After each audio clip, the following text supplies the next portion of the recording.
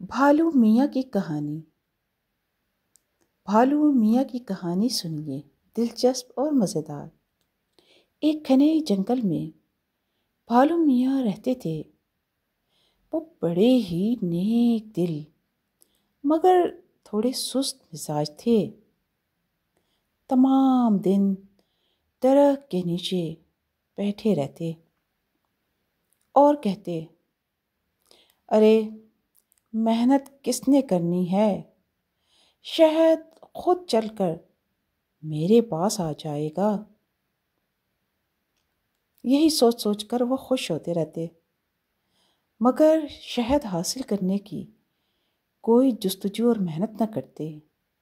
ایک دن بندر نے کہا، بھالو میاں، اگر آپ شہد چاہتے ہیں تو کچھ محنت تو کرنا ہی پڑے گی۔ یہ سن کر بھالو میاں نے جمائی لے کر کہا، نہیں بھائی نہیں، میں محنت سے تھک جاتا ہوں، مجھ سے محنت نہیں ہوتی، کون کرے محنت؟ اگلے دن جب بھالو میاں سو رہے تھے، شہد کی مکھیوں نے ان کے قریب ایک بڑا سا چھتا بنا لیا۔ خوشی سے بھالو نے کہا، واہ، میں تو بہت ہی قسمت والا ہوں۔ وہ آہستہ سے ہاتھ بڑھا کر شہد نکالنے لگے۔ اور پھر کیا ہوا؟ اور پھر یہ ہوا کہ مکھیوں نے غصے میں آ کر بھالو میاں کا ناک سرخ کر دیا۔ کاٹ کاٹ کر ناک سرخ ہو گیا۔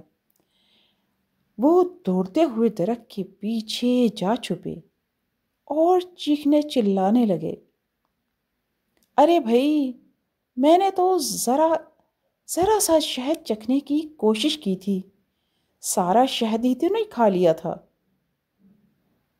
ایسا کیا کر دیا میں نے؟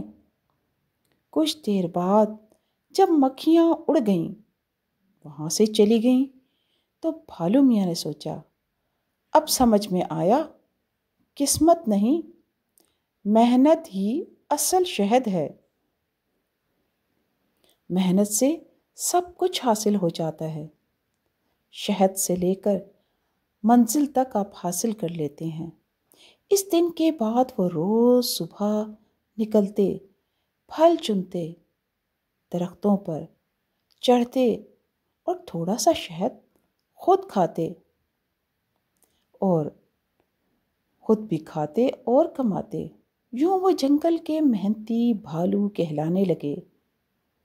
سبھی جانور ان کی محنت کو دیکھ کر ان کی تعریف کرنے لگے، ان کی سستی کا مذاق اڑانا چھوڑ دیا۔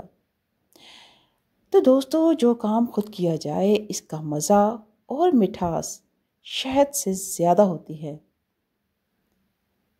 آزما کر دیکھ لیجئے، یقیناً آپ کو یہ معصوم سی، سیدھی سادی سی خوبصورت کہانی ضرور پسند آئی ہوگی۔ شکریہ۔